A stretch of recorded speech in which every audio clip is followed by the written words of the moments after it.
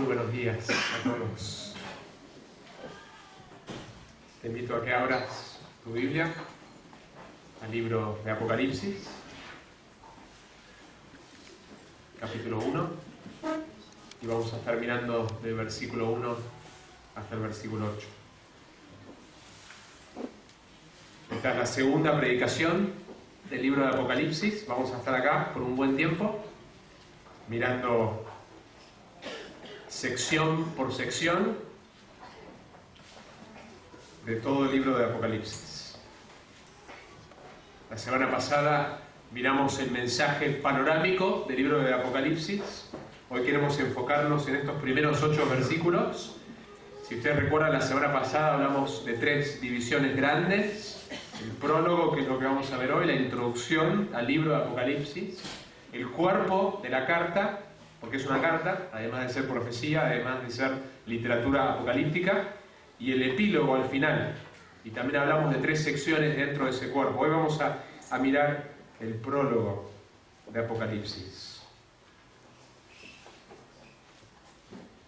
Vamos a inclinar nuestro rostro una vez más y pedirle a nuestro Dios que nos hable a través de su palabra. Son sus palabras que leemos, que enseñamos, que predicamos. Y es su Espíritu Santo que toma su palabra y nos abre la mente, nos ilumina la mente, nos ayuda a comprenderlo, nos ayuda a aplicarlo en nuestra vida. Así que necesitamos desesperadamente que Él haga la obra. Solo Dios produce cambios, y a medida que uno como pastor se para acá, hay un sentido de que si Dios no hace la obra, mi trabajo, el estudiar, el predicar, es en vano. Tiene que ser Dios que toma su palabra y produce el fruto que Dios diseñó que produjera la palabra de Dios. Así que oramos. Señor, reconocemos que vos sos el que produce tanto el querer como el hacer. Así que te necesitamos como hijos tuyos para que vos nos santifiques a través de tu palabra. Vos oraste esto por la iglesia en Juan 17, santifícalos a través de la verdad. Tu palabra es verdad, es la verdad de la palabra de Dios, que es el medio que vos has designado para santificarnos, para hacernos más santos, para separarnos del pecado, para hacernos más parecidos a Jesucristo, que es la razón de por qué nos salvaste para conformarnos a la imagen de Jesucristo y un día llevarnos a estar eternamente en la presencia de Dios y en el reino venidero. Así que venimos a ti reconociendo nuestra necesidad de que vos operes. También, Señor, frecuentemente cuando hay un grupo de personas, hay personas que realmente no han nacido de nuevo, quizás hasta piensan que han nacido de nuevo, o quizás no se consideran como cristianos. Solo vos podés llamar a Lázaro, que está en la tumba, y pedirle que salga de la tumba. Algo imposible, que los muertos se levanten, pero eso es lo que la Biblia describe que ocurre cuando nos convertimos realmente, que la voz de Cristo habla y los muertos resucitan. Así que solo vos podés hacer eso, y lo haces a través de tu palabra. La fe viene por el oír, es el oír de tu palabra que vos utilizás para llamar a los muertos a que tengan vida. Y quiero orar para que vos hagas eso también en esta mañana. Te lo rogamos en el nombre de Jesús. Amén. El historiador romano Suetonio cuenta del emperador Domiciano, que reinó hacia el final del siglo I.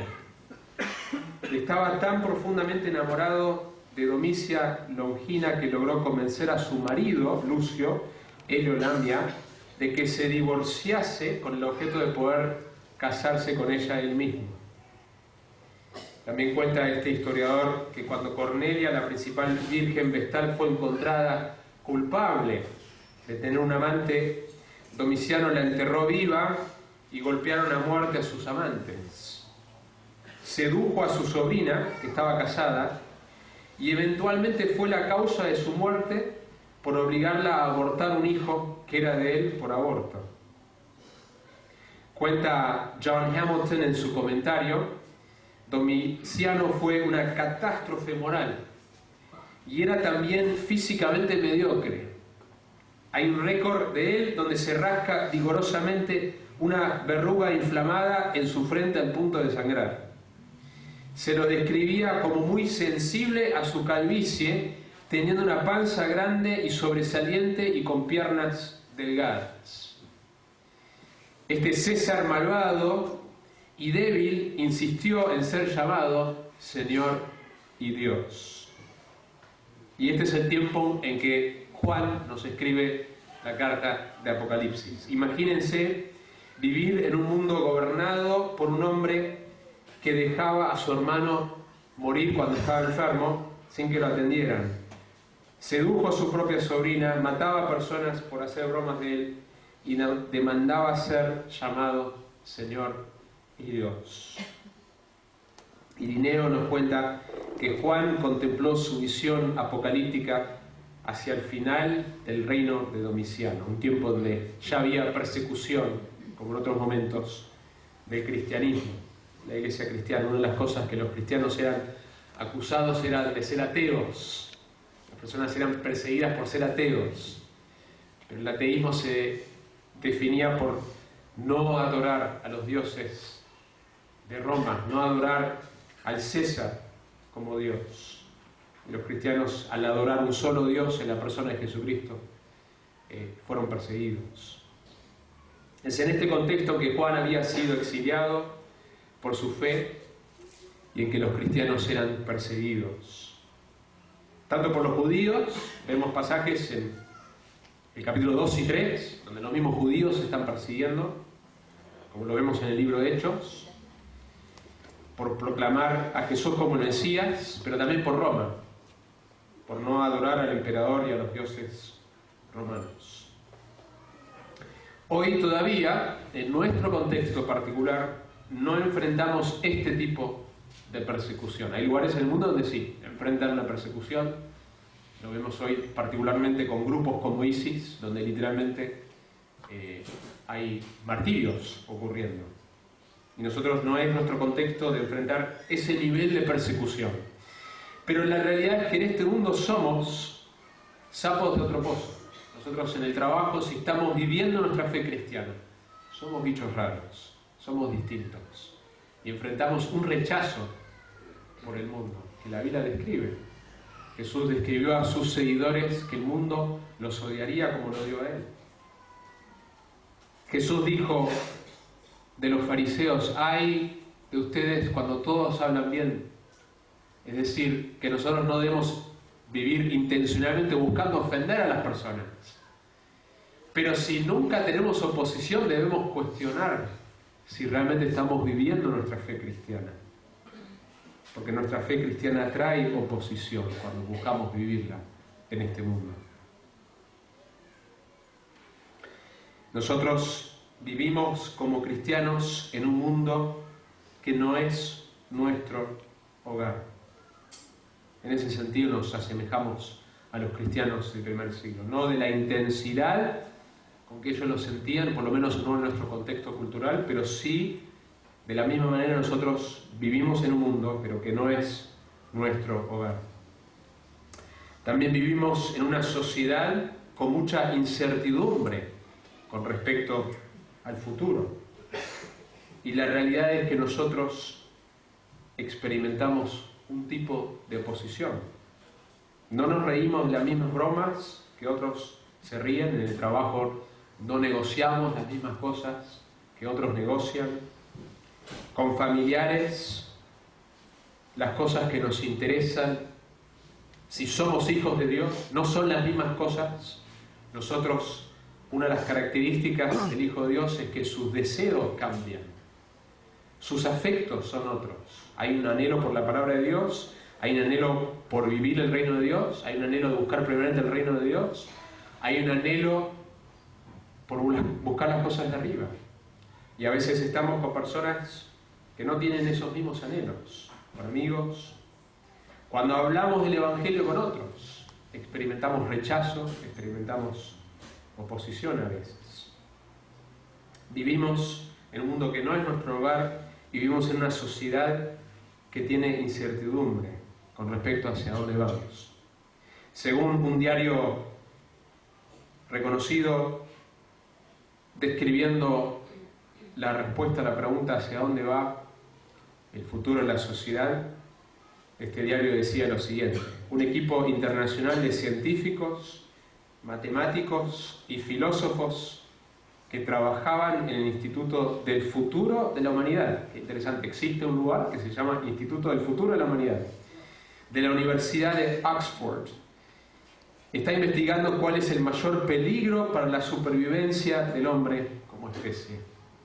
Entonces hay científicos, matemáticos y filósofos planteándose qué va a pasar con la humanidad. Este es el primer siglo en la historia del mundo en el que el más grande riesgo viene de la humanidad, señala el astrofísico y actual astrónomo real británico Martin Rees. Qué contraste que nosotros, cuando vamos al libro de Apocalipsis, tenemos certidumbre. Sabemos hacia dónde va la humanidad.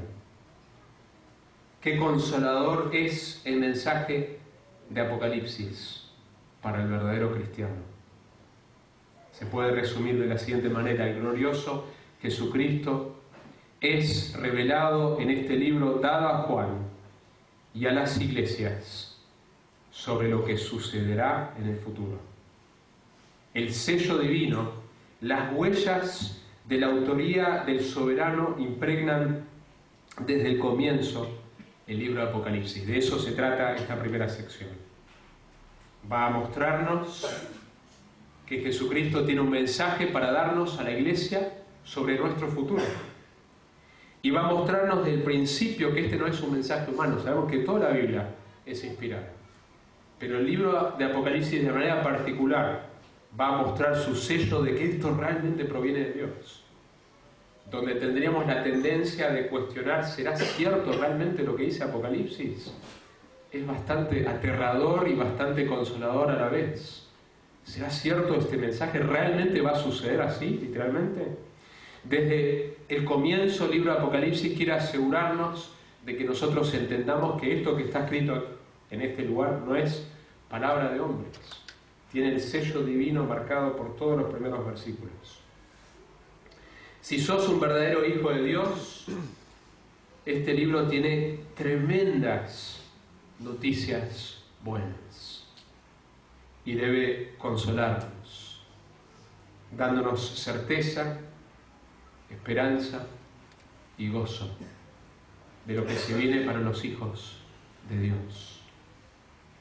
Si no eres cristiano, porque sabes que no lo sos, o quizás peor todavía, pensás que lo sos erróneamente, este libro debería producirte terror.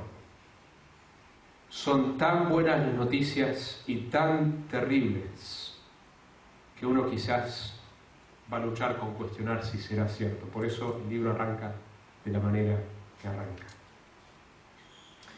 Cuando uno busca información sobre cualquier cosa en internet, sea lo que sea, quizás una situación médica, que uno no fue todavía al médico y tiene dudas sobre los síntomas, quizás escuchó un rumor de algo y quiere saber si es cierto. Una de las cosas que uno investiga, o una de las cosas que uno debería investigar, es la fuente, ¿no es cierto? Por internet se dice de todo. Entonces la manera que uno intenta saber si esto es verídico o no es que va a ir qué diario lo está diciendo, o qué dice Wikipedia. Wikipedia es un lugar que muchos confían como una autoridad, de decir, bueno, esto tiene fuentes, uno puede verificar que esto pareciera ser cierto. Cuanto más uno confía en la fuente, más certeza uno va a tener de lo que está escrito ahí como algo verdadero. Y por eso el libro de Apocalipsis arranca mostrándonos que esta fuente, la autoría, es divina. Yo quisiera observar primeramente el contenido, origen y propósito del libro, que van a ser los primeros versículos. ¿Sí? El contenido, los primeros dos versículos. El contenido, origen y propósito del libro. Segundo, quisiera mirar la bendición especial que este libro nos da por estudiarlo. Estos primeros 8 versículos van a preparar el camino para nosotros a medida que estudiamos, escuchamos la predicación de este libro. Y tercero, creo que en esta sección lo que vamos a ver es que el sello de autoridad divina y énfasis. ¿Y cuál es el énfasis de este libro? ¿Cuál es el sello de la autoridad divina y cuál es el énfasis de este libro? Así que eso está relacionado con el primero también. Primero, el contenido, el origen y el propósito del libro. Miren cómo comienza. La revelación de Jesucristo. La revelación de Jesucristo. Una de las cosas que se ha debatido en esta primera parte es en qué sentido es la revelación de Jesucristo. Y hay 2 maneras de entender esta palabra de. Una es si es la revelación originada por Jesucristo. Esa es una interpretación. De lo que está hablando acá es lo que la información que acá describe origina en la persona de Jesucristo, proviene de Él. La otra opción es que la revelación de Jesucristo es que el libro se trata de Jesucristo. Entonces la pregunta, ¿cuál es? Está diciendo que este es el origen que viene de Jesucristo, está diciendo que el libro se trata, el tema es Jesucristo. Lo más probable para aquellos que estudian la gramática, el original, es que esta palabra se está usando en ambos sentidos. Que el libro es tanto originado en Jesucristo. Y más específicamente vamos a ver el primer versículo, que la revelación de Jesucristo es dada por Dios el Padre a Jesucristo. Pero que también el libro es acerca de Jesucristo. Se trata de su persona. Vamos a conocer aspectos de Jesucristo que no conocíamos en los evangelios. En los evangelios vemos Jesucristo manifestado específicamente. Los evangelios mueven hacia el punto climático que es la cruz, su primera venida, cuyo propósito era ir a la cruz por nosotros, su sepultura y su resurrección. Todos los evangelios se van moviendo hacia ese punto climático. Pero en Apocalipsis vamos a ver otro aspecto, otras características de la misma persona de Jesucristo que nos da a conocer. La palabra revelación, hemos hablado un poco de esto, significa desvelar, dar a conocer, mostrar, abrir la cortina. Por eso este libro es un libro que debe ser predicado con claridad. El objetivo de revelación no es esconder misteriosamente con símbolos que no pueden ser interpretados o con símbolos que se tienen que interpretar simbólicamente, que uno está nebuloso con el significado. El objetivo es revelar, dar a conocer con claridad lo que Dios ha dicho que va a suceder en el futuro. Miren cómo continúa la revelación de Jesucristo que Dios le dio. Lo que vamos a ver es que la manera en que Dios hace que este libro llegue a nosotros hoy, 2016, mayo, Iglesia Bíblica de Citibel, en un domingo, la manera que este libro llega hoy a nosotros es que el origen es Dios, el Padre.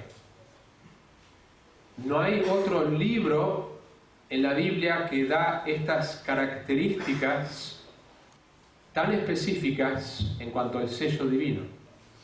Según Timoteo 3:16 dice que toda escritura es inspirada por Dios. Sabemos que cada uno de los 66 libros de la Biblia son inspirados. Sabemos que cada uno de los libros de la Biblia hay una bienaventuranza por leer y estudiarlas. Pero de manera particular el libro de Apocalipsis va a enfatizar tanto su autoría divina como también la bendición que tenemos de escuchar, leer y guardar estas palabras. La cadena de cómo Dios nos da este mensaje comienza con Dios el Padre, la revelación de Jesucristo que Dios le dio. Dios le da esta revelación a Jesucristo.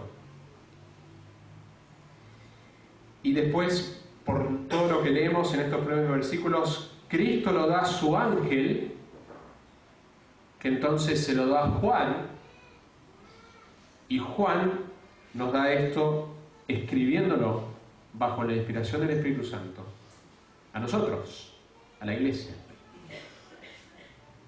Primero a las 7 iglesias del primer siglo, que después se circularía más allá de esas 7 iglesias y finalmente nos llega a nosotros. Dice, para manifestar, este es el objetivo. Dijimos este primer punto que estamos viendo el contenido. ¿Cuál es el contenido? El contenido tiene que ver con revelarnos, darnos a conocer acerca de Jesucristo, particularmente atributos de Jesucristo y aquello que está relacionado con su segunda venida. El origen es Dios y el propósito, dice, para manifestar a sus siervos las cosas que deben suceder pronto. Tienen que suceder, porque Dios ha hecho promesas en el Antiguo Testamento. Una de las maneras que descansamos en que Dios va a seguir cumpliendo las cosas que todavía no se han cumplido, es que cuando nosotros miramos el Antiguo Testamento y vemos profecías, por ejemplo Isaías 53, 600 años antes, describiendo de manera detallada al Mesías y su cruz y su rechazo y la ira de Dios que cae sobre él, y así podemos citar muchas, Miqueas, el lugar del nacimiento, Salmo 22, la manera en que Cristo sufre, etcétera, etcétera. Cuando vemos profecías que Dios ya ha cumplido en el primer siglo, nos da certeza de saber que aquellas que esperamos un cumplimiento futuro, Dios las va a cumplir, así como cumplió aquellas. Pero el objetivo es darnos a conocer las cosas que deben suceder pronto. Deben porque Dios tiene un plan que tiene que ser consumado. Nosotros estamos en la era de la iglesia, en donde Dios está dándose a conocer a través de la iglesia, aquellas iglesias que retienen el Evangelio fielmente, que predican fielmente el Evangelio. La manera que Dios ha decidido en este tiempo darse a conocer es a través de ustedes, de nosotros, el cuerpo de Cristo. Por eso este tiempo es único en la semana.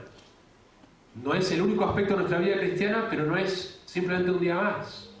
Es el momento donde nos congregamos, nos ponemos bajo la autoridad de la palabra, adoramos juntos, estamos todos juntos, y salimos y nos esparcimos y buscamos con nuestras vidas y con las oportunidades que pedimos que Dios nos dé, proclamar el Evangelio, que es el medio que Dios está utilizando en este tiempo para salvar a las personas. Pero nosotros estamos esperando un cumplimiento de cosas que Dios dijo que iba a hacer. Deben suceder. La palabra pronto, el griego es tachei, es un adverbio que procede de la misma raíz que el sustantivo tacómetro, que es el instrumento para medir la velocidad. Y la idea es que estos eventos pueden suceder en cualquier momento. Esa es la idea de la palabra. La idea de pronto no es en cuántos años, sino tiene que ver con que puede suceder en cualquier momento, como la muerte. Cuando a veces nos enteramos de una muerte inesperada de una persona antes de su tiempo, nos recuerda que nuestra muerte puede llegar en cualquier momento. De la misma manera, la segunda venida de Cristo, la palabra de Dios nos dice que nadie sabe ni el día ni la hora, solo el Padre ni aún el Hijo. El Hijo de Dios, siendo omnisciente, ha decidido no, de alguna manera misteriosa, no saber el día que solo el Padre sabe de su regreso. Pero el punto de pronto es, esto puede ocurrir en cualquier momento. Y justamente porque puede ocurrir en cualquier momento, debemos preguntarnos a nosotros mismos si estamos preparados, si estamos preparados, si estamos listos.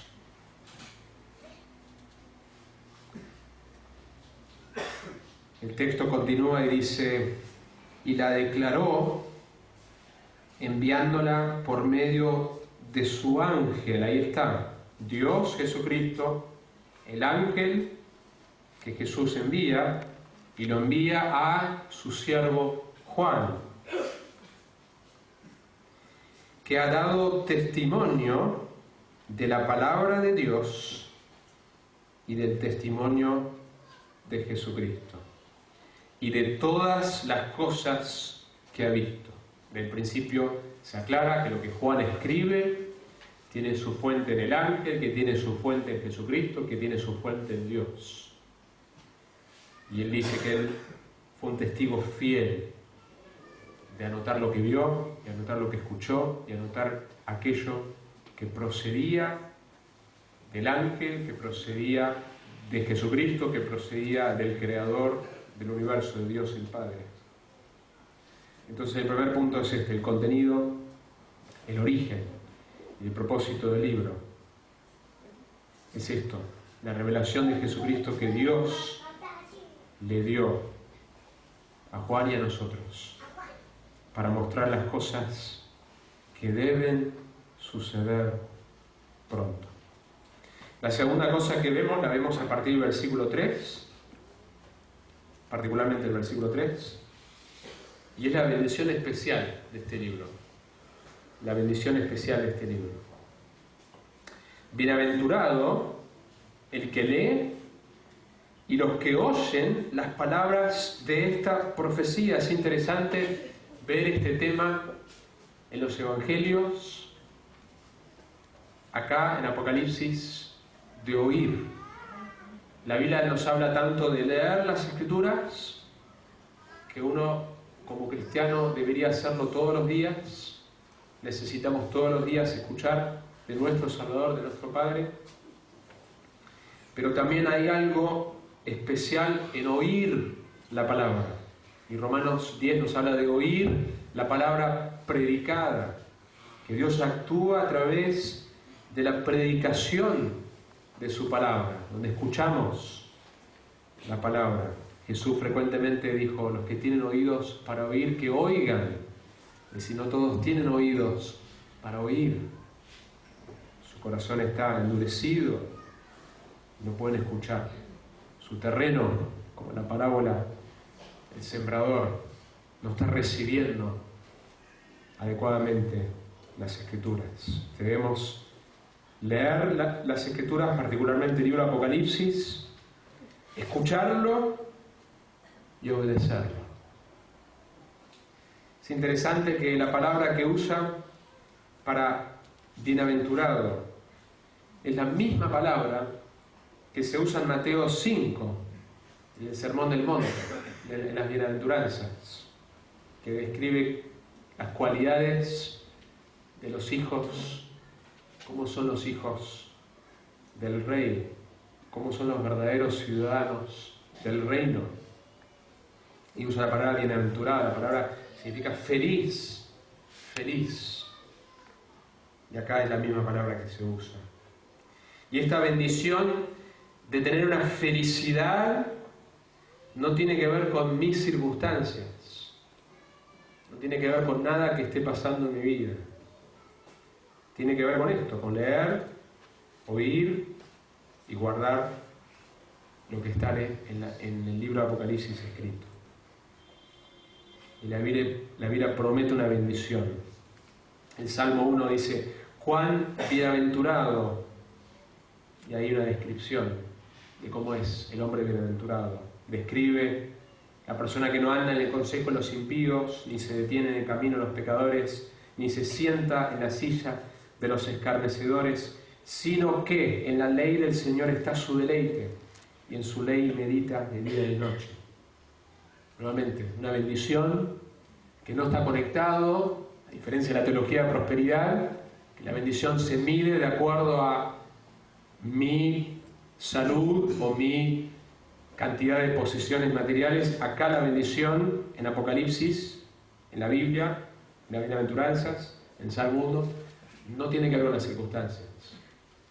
En el caso de Apocalipsis tiene que ver con lo especial que es escuchar, leer y guardar las palabras del libro de Apocalipsis. ¿Qué libertad esto? No puedo controlar muchas de mis circunstancias, pero sí puedo controlar este tipo de cosas. Puedo decidir escuchar, leer y guardar las palabras de Apocalipsis. La tercera cosa que vemos es el sello de la autoridad divina y el énfasis de este libro. El sello de la autoridad divina y el énfasis de este libro. Ya lo vimos en el primer punto, pero mucho de lo que está en esta sección es mostrarnos esto realmente viene de Dios, este libro. Y no solamente esto, sino que va a mostrarnos, nos va a preparar para decirnos de qué se trata este libro, cuál es el énfasis del libro. Miren cómo sigue el versículo 4. Dice: Juan a las 7 iglesias que están en Asia, gracia y paz a vosotros. Ahora se parece en esta parte más a muchos de los libros del Nuevo Testamento, ¿no es cierto? Hay una bendición típica. Ahora, por el avance de los emails y de la tecnología y de Facebook y todas estas cosas, no escribimos como escribíamos antes. ¿Se acuerdan cuando escribíamos las cartas? O mayormente no escribimos como escribíamos antes. ¿Se acuerdan cuando escribíamos las cartas por correo, que tardaba a veces semanas en llegar? Y uno, ¿dónde pone la firma? Al final, ¿sí? Al final uno pone la firma, el saludo. Bueno, en el Nuevo Testamento las cartas siempre eran al principio. ¿Hacia quién se dirige? Un saludo de bendición. Esto se encuentra en cartas fuera de la Biblia, donde en vez de hablar de Dios, hablan de los dioses, de invocación a los dioses, pero en la carta hay un saludo al comienzo. Esto nos ayuda a entender el género del libro de Apocalipsis, cuál es el género al cual pertenece. Y en realidad, cuando vemos este versículo en conjunto con los previos versículos, sabemos que el género es tres cosas. Carta, tiene cualidades de una carta, como otros libros en la Biblia. Esto nos ayuda a saber cómo estudiarlo, cómo interpretarlo y cómo aplicarlo. Pero también es revelaciones, literatura apocalíptica, literalmente la palabra, y en el primer versículo, donde dice la revelación es Apocalipsis, ahí tenemos el título, ¿sí? Que tiene que ver con manifestación, y la idea es que es literatura apocalíptica. Por eso afirmamos que el libro, mayormente del capítulo 4 para adelante, es escatológico, es decir, trata con el escatos, con el final, con lo último que va a suceder. Porque el énfasis de la literatura apocalíptica tiene que ver no con cosas que van pasando en la historia, sino con el final. Segundo, es profecía. Es profecía. Ya se había dicho que escriba las palabras de esta profecía, dice cosas acerca del futuro. Denuncia el pecado también, llama al arrepentimiento. El rol del profeta no era solamente hablar del futuro, sino era también confrontar al pueblo de Dios, llamándolos al arrepentimiento. Y tercero, es una carta. Juan a las 7 iglesias, aparece por primera vez este número, que lo vamos a ver muchas veces en el libro de Apocalipsis. El número 7, que en la Biblia representa la totalidad, la perfección. Va a haber un énfasis frecuente, donde hay 7 sellos, hay 7 lámparas, 7 espíritus, 7 trompetas, ¿sí? 7 copas. Es un número que representa la perfección, la totalidad. Sin embargo, a pesar de que representa eso, son iglesias reales, como vamos a ver en el capítulo 2 y 3, que están en Asia. ¿Por qué estas 7? Porque hay más, si no eran las iglesias por ahí más importantes. Pero probablemente se menciona a estas, es un mensaje a estas, un mensaje real, de situaciones reales, históricas de estas 7 iglesias, que si uno mira en el mapa, uno los recorrería de una manera circular, llegaría a las 7 iglesias. La idea también de que sean 7 y de que sea ese número de totalidad es que este es un mensaje que va más allá de un mensaje para esas iglesias solamente.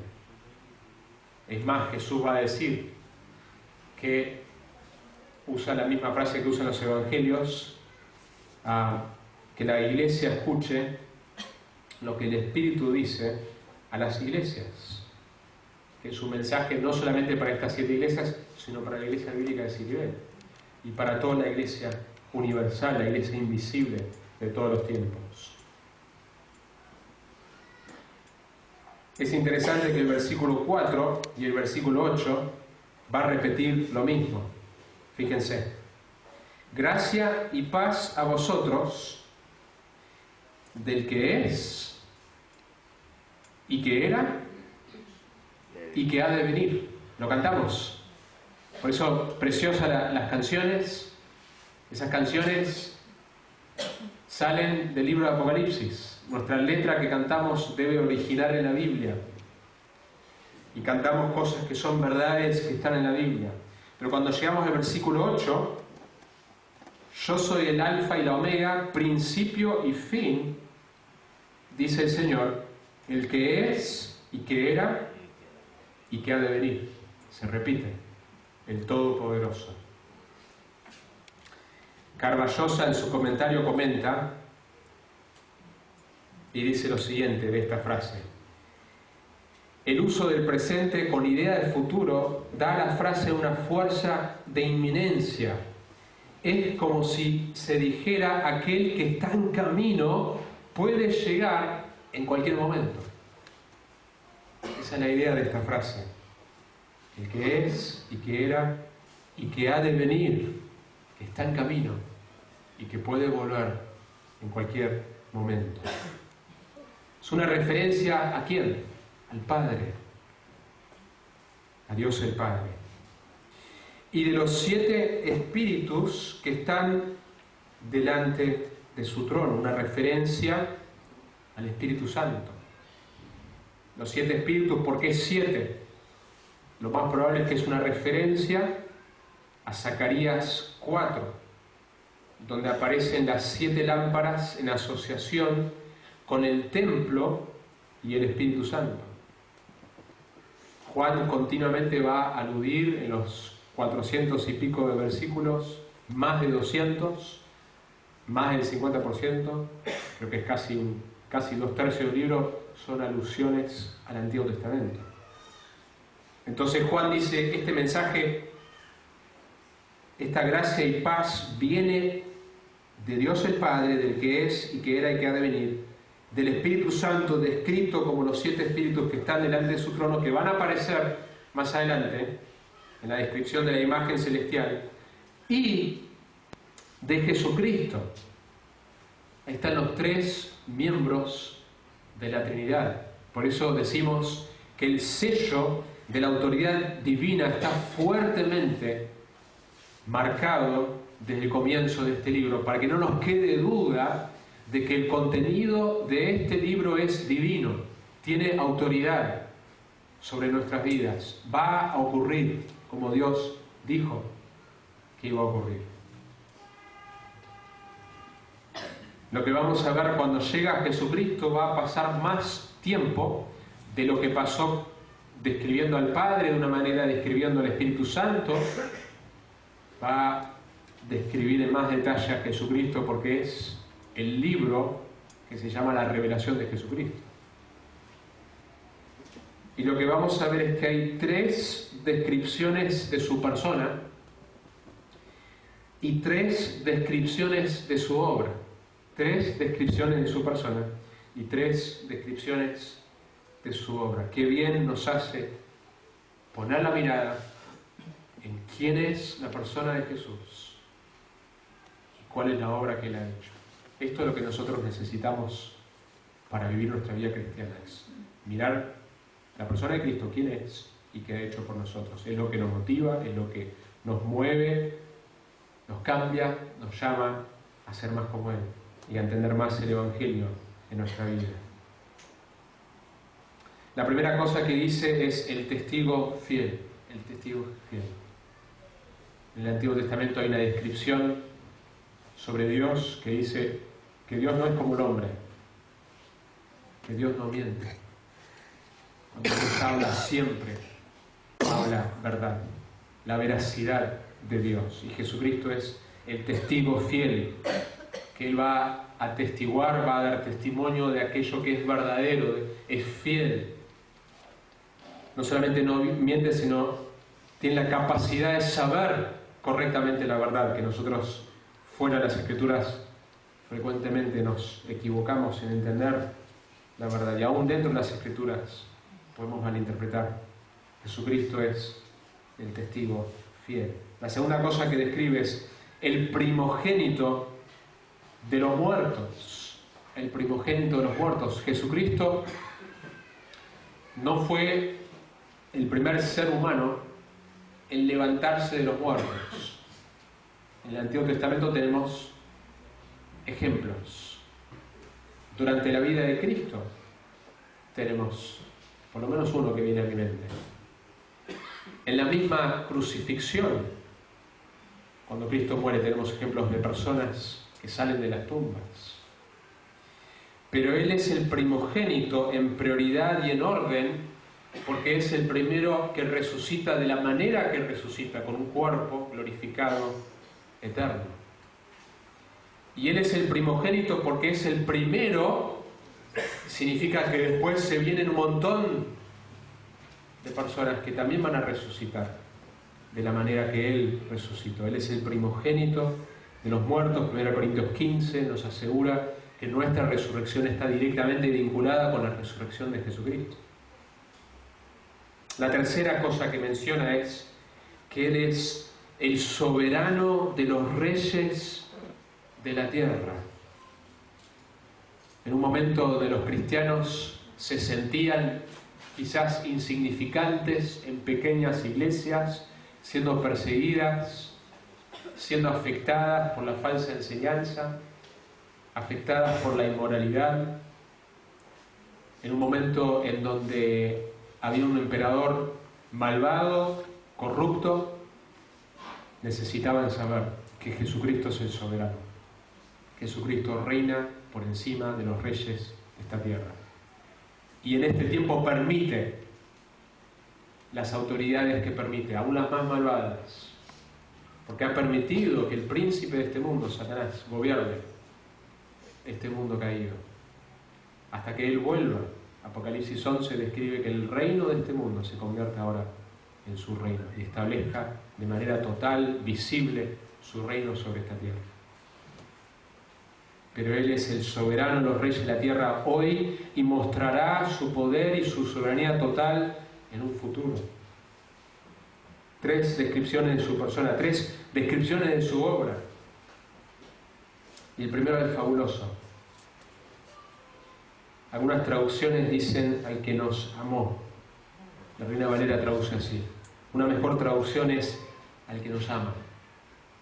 Frecuentemente la Biblia habla del amor de Cristo en el pasado, pero en este texto nos habla en el presente. Si vos sos un hijo de Dios, la Biblia dice que Jesús te ama.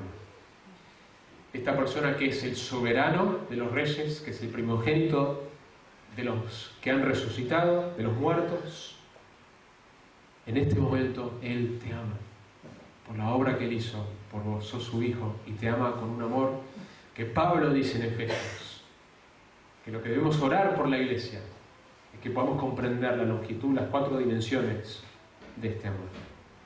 Nos ama. Segundo, nos lavó de nuestros pecados con su sangre. Todos mis pecados, absolutamente todos. Si he creído en Cristo como mi Salvador, nos ha lavado totalmente. Estamos puros delante de Él. Nos libertó, dice una versión. No somos más esclavos a nuestro pecado. ¿Seguimos luchando con el pecado? Sí. ¿El pecado tiene el mismo poder que tenía sobre nosotros? No. De hecho, si tiene el mismo poder que tenía antes, quizás no seas un cristiano. Porque Dios dice, algo sucede cuando viene el Espíritu Santo. Tiene que haber alguna evidencia de que el Espíritu Santo está ahí. Y la Biblia nos dice cuáles son esas evidencias. Y si no hay evidencia, entonces puede ser una profesión falsa. Él nos libertó de nuestros pecados. No somos más esclavos. Seguimos peleando. El pecado nos entristece. Pero nos pesa, lo confesamos. El Espíritu Santo que mora en nosotros nos da el deseo de estar acá, nos da el deseo de escuchar su palabra, nos da el deseo de orar, nos da el deseo de compartir nuestra fe, nos da el deseo de leer la Biblia, nos da el deseo de someternos a la autoridad de Cristo en todo. Podemos luchar con eso, podemos tener momentos de rebeldía, por supuesto. Pero tiene que haber un momento donde hay una evidencia de que el Espíritu de Dios mora en mí, mostrando su huella y sus frutos. Nos libertó de nuestros pecados. Jesucristo no murió para que nosotros vivamos igual. Murió para liberarnos de la esclavitud de nuestros pecados. Y tercero, nos hizo de nosotros un reino y sacerdotes para su Dios y Padre. Fíjense qué glorioso, que si sos un hijo de Dios, vos perteneces a un reino que es superior a cualquier reino que ha existido, que existe o que existirá. Es el reino que va a derrotar a todos los reinos, y vos sos parte de ese reino, sos parte del reino de Dios, el reino venidero. Sos ciudadano del mejor país, el reino de Dios. Nos hizo parte de este reino y nos hizo sacerdotes. Que nosotros no fuimos salvos para entonces quedarnos quietos y simplemente decir que bueno, que cuando yo me muera voy a ir al cielo, pero yo sigo viviendo como quiero vivir. La idea de sacerdote es que nosotros intercedemos delante de Dios por los hombres, que somos partícipes de su obra, que porque el Espíritu de Dios vive en nosotros, porque estamos bajo la autoridad de la palabra, porque el Espíritu de Dios va produciendo su fruto en nuestra vida, su carácter progresivamente.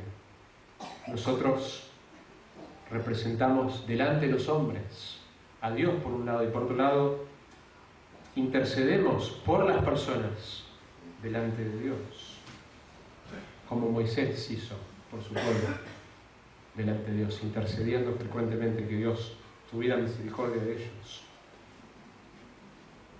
¿Estás viviendo de tal manera que es evidente que vos pertenecés al reino de Dios? Porque si sos un hijo de Dios, Dios te ha hecho parte de ese reino. El Señor Jesucristo es Señor sobre tu tiempo, sobre tu dinero, o tomás vos las decisiones por tu cuenta y nunca contemplás lo que dice la Biblia con respecto al tiempo, con respecto al dinero, con respecto a las prioridades. El Señor es Señor sobre tus relaciones. ¿Buscás hacer la voluntad de Dios en las relaciones en que vos te encontrás? Relaciones difíciles quizás, donde vos estás recordando: soy un ciudadano del reino de Dios, no vivo para mí, Cristo me libertó de mis pecados, para que yo viva para su voluntad. No me gano su favor viviendo para su voluntad. Él ya me acepta, ya me ama, en respuesta a lo que Él ha hecho por mí. Y la evidencia de que el Espíritu de Dios vive en mí, y que yo anhelo hacer su voluntad por encima de todas las cosas. Que no hay un ídolo que es más atractivo que hacer la voluntad de Dios. Por supuesto que como hijos de Dios podemos luchar con los ídolos, de hecho luchamos con los ídolos, si no, no habría tantas exhortaciones en la Biblia. Pero el llamado es que vivamos como verdaderos representantes del Rey, que vivamos reconociendo su señorío sobre todas las áreas. ¿Estás viviendo como un sacerdote, adorando a Dios y ayudando a otros a formar parte de la iglesia, del pueblo redimido? El texto termina de la manera que empezó en el versículo 4, previo a eso, versículo 6, dice: a Él sea la gloria e imperio por los siglos de los siglos. Amén. He aquí que viene con las nubes, y todo ojo le verá. Y los que le traspasaron, y todos los linajes de la tierra harán lamentación por él. Sí, amén. Yo soy el Alfa y la Omega, la primera letra y la última letra del griego. Principio y fin. Por eso tenemos Génesis en la Biblia. En el principio Dios creó los cielos y la tierra. Cada animal se reproduce según su especie. Darwin nos mintió. Es falso la idea de que nosotros originamos de los monos. Es una mentira que Dios en su palabra denuncia. Podemos afirmar la microevolución, pero no la macroevolución.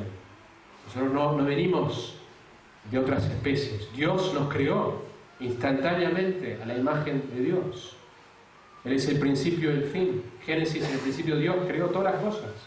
Y el final, Él cierra el libro con su segunda venida y la nueva creación. La descripción aparece anticipando el tema del libro en el versículo 7, he aquí que viene con las nubes. ¿Se acuerdan en Hechos? De la misma manera que se fue y las nubes lo taparon, regresará. También la imagen de las nubes es una imagen frecuente en el Antiguo Testamento de la presencia de Dios. Es posible que sean no solamente nubes, porque el día no está despejado, sino que sean nubes sobrenaturales que acompañan a Jesucristo en su segunda venida.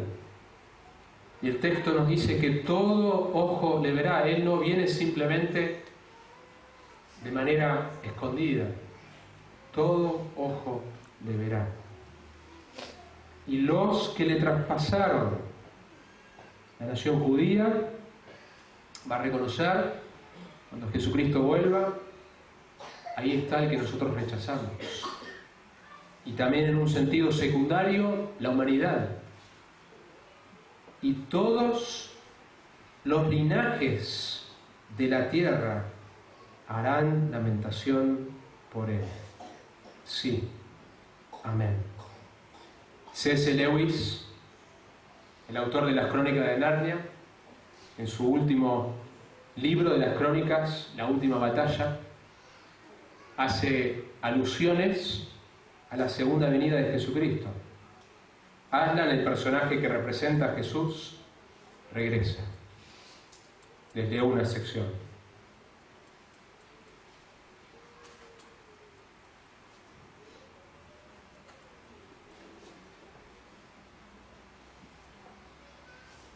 El reborde de cada hoja destacaba con tal nitidez que daba la impresión de poder cortar un dedo con su filo. En la hierba ante ellos yacían sus propias sombras. Habla de una luz tremenda que aparece con la venida de Aslan.